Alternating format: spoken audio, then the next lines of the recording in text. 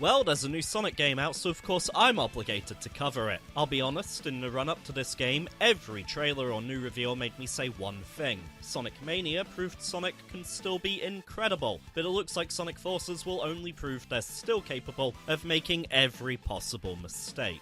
Now, I know some of you think comparing this game to Mania is unfair, but with the two having released so closely together, and even being loosely tied together in terms of plot, it's somewhat inevitable. For what it's worth, I went in hoping I would be wrong and that Forces would turn out to be a great time. With that said, let's see what we actually have here, and try to judge Forces on its own merits.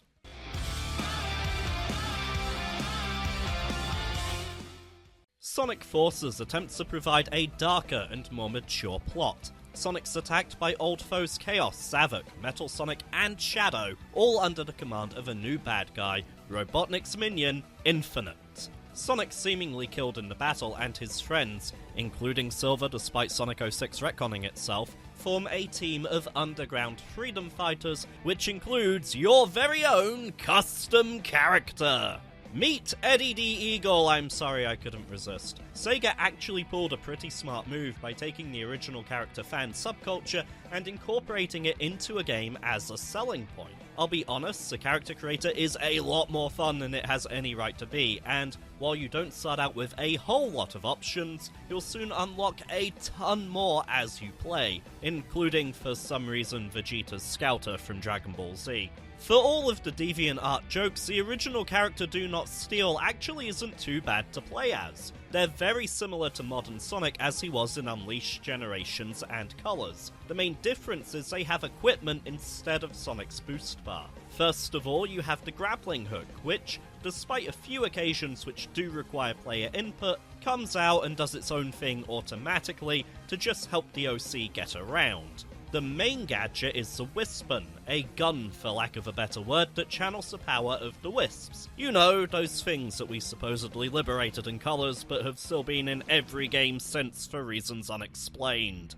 The different Wisps again provide different powers, with my personal favourite being the Lightning Wisp that gives you a reliable version of Sonic's old Lightspeed Dash. The problem is, your gun's only compatible with one type of Wisp, and not all Wisps appear in all stages. Unless you've already beaten the level and have memorized which Wisps feature, choosing the right gun to take with you is an absolute crapshoot, and it's always frustrating when you see a Wisp for a shortcut or secret pathway that you simply can't use. In the end, I stopped experimenting and just took the lightning gun with me every time. Sadly, something that could have encouraged replaying and exploring stages instead becomes a discouraging gateway mechanic and thus falls flat on its face. For what it's worth, I genuinely don't mind the OC, but they're not different enough to modern Sonic's playstyle to warrant their appearance. This is especially evident in stages where your fan character teams up with Sonic himself. Oh yeah, minor spoiler, Sonic's not actually dead, because of course he isn't. Although the game does make a point of telling you Robotnik's been torturing him for the past 6 months. Yikes. At any rate, these team-up stages are kind of like Sonic Heroes, only if the players in your party were practically the same and switching between them was done automatically instead of manually. They almost feel like they exist solely to validate the original character's existence. As for Sonic himself, if you've played Unleashed, Colors, or Generations, then you'll be familiar with how this Sonic plays. 3D tunnels that are all about boosting through at maximum speed, mixed with 2D side-scrolling sections that require a little more precision. Unfortunately, Sonic's controls very much lack that precision.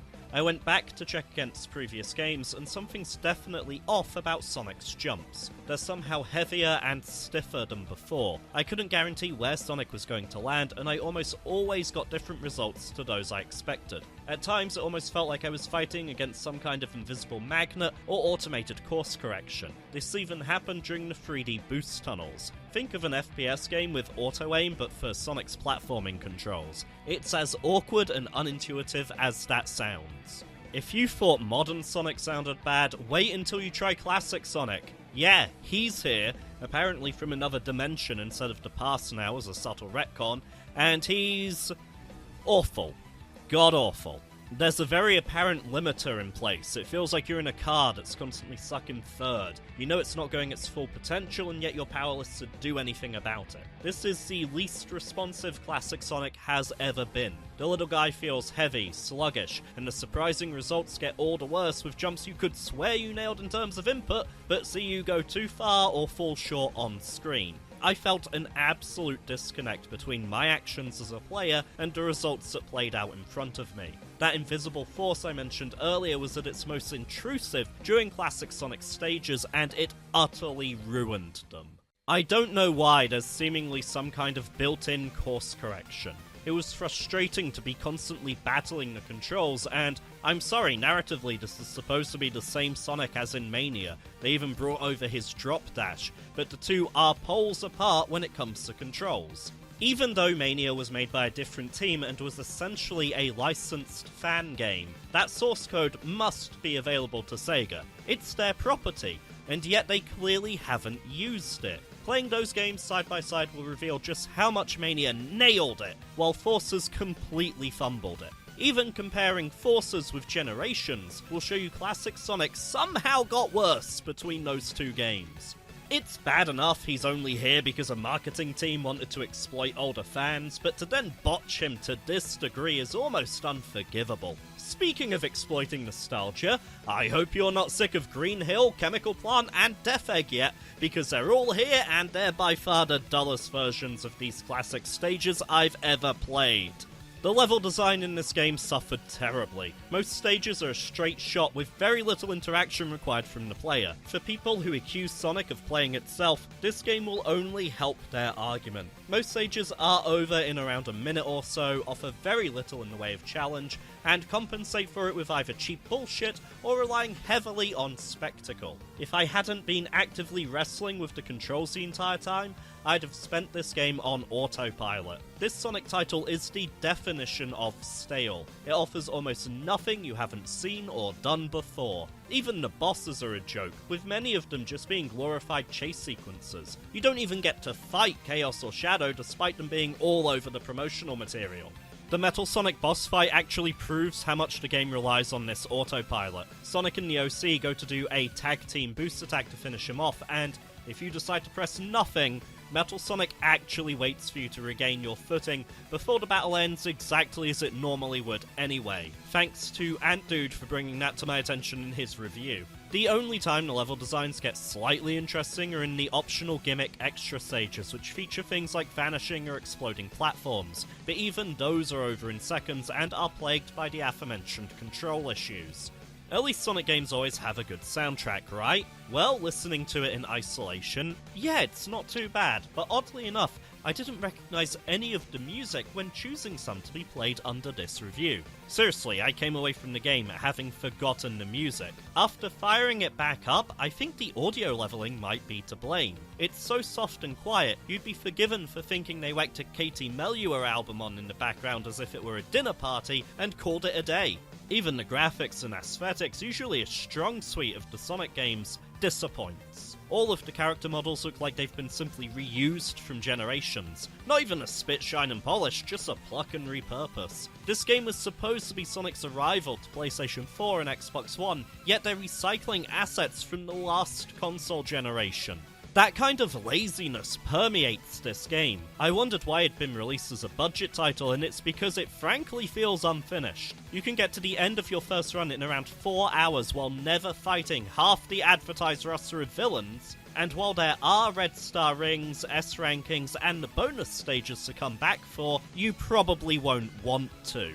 Before I go, some people have been saying the plot of Robotnik having taken over the world could have never worked because it was too grimdark edgelord, and I'd like to refute that. Sonic the Comic and Sat.AM both proved that a serious and darker Sonic story, where Robotnik had already won, could work. Both of these series featured a band of freedom fighters pushing back their oppressors, and both were fantastic. Where Sonic Forces fails is in its execution. You're never made to feel Robotnik's grasp. You get throwaway comments mid-level about huge battles you can see no evidence of. Infinite is a villain of the week who's never fully fleshed out and leaves no lasting impression. And you never see any sign of Sonic suffering from the torture the game goes out of its way to tell you about.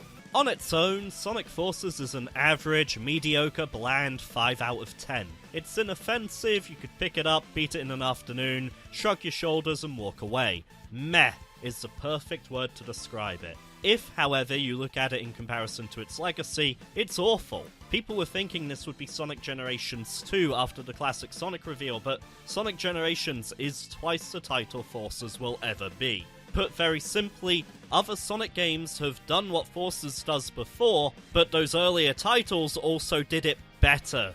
Now, if you'll excuse me, I'm going to play with the one saving grace this game has, which is that character creator. Hey there, thanks for watching. Unfortunately, I couldn't be more positive about a Sonic game, which kills me, but I do have a lot of other videos on my channel, and if YouTube's done things correctly, there should be a link to another video you might enjoy on screen right about now. Of course, YouTube might have screwed something up again, in which case you've at least got a nice Sonic Forces wallpaper to look at. See you soon!